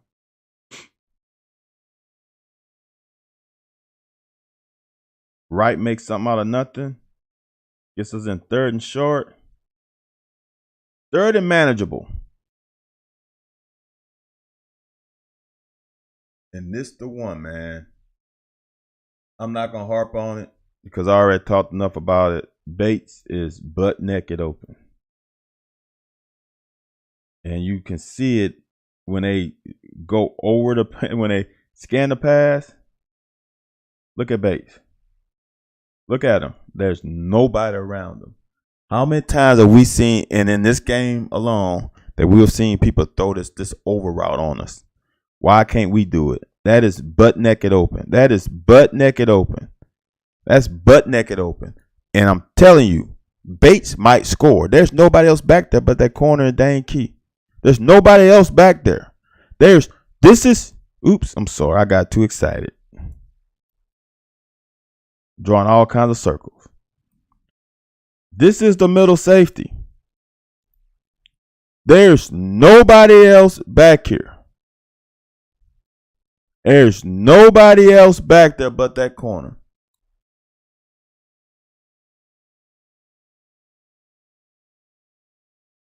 Was it an over route, AJ, or was that past a dingle?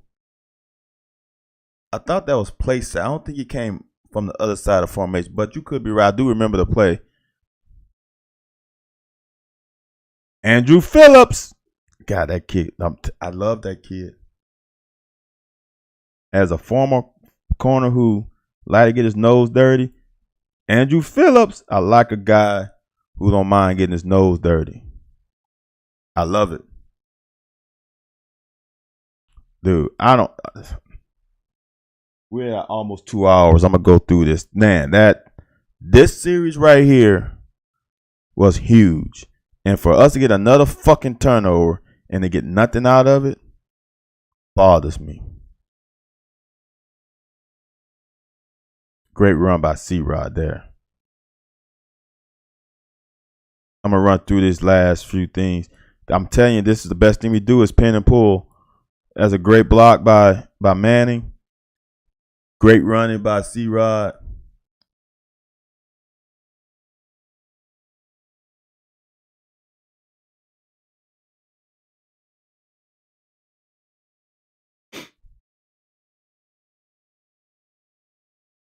The down. This is one where Will has nothing. And I'm going to show you the other side. It's just weird to me how this happened. Suncat maybe can explain. Oh, I don't think they show it from this angle. There's another one later. Why does Manning... I don't know. Manning vacated Flax on that. Is it here? Yes. I'm sorry. I do have another. Why does Manning and Flax just vacate 6? See that? Suncat, help me on this. Why do these two guys here, they double team them and then they both let him go? Why does Manning leave him? I understand why Flax left, but why did Manning leave? To help out on 99.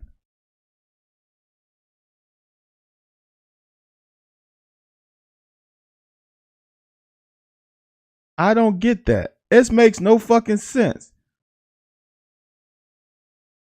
Somebody help me out with this. I don't get it.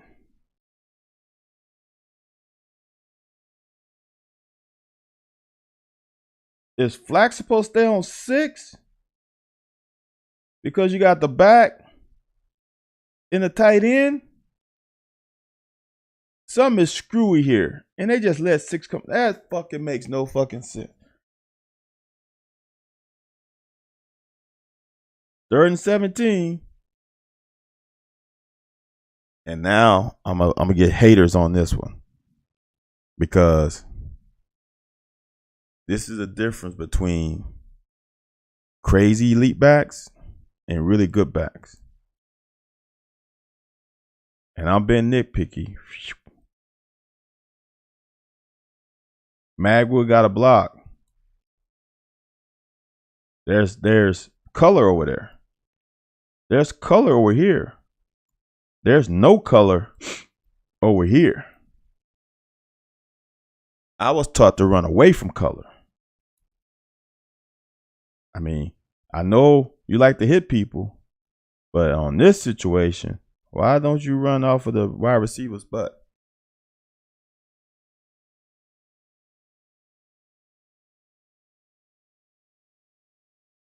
All right, y'all. I apologize. I started late and I lasted 2 hours. But I'm trying to give you guys and girls the best product I can possibly give. I appreciate all of y'all chiming in. It makes it fun, and it makes it a long breakdown, but it makes it fun. I love talking football, so I enjoy it. I hope y'all enjoy it, and I will see you tomorrow. Same bat time, same bat station.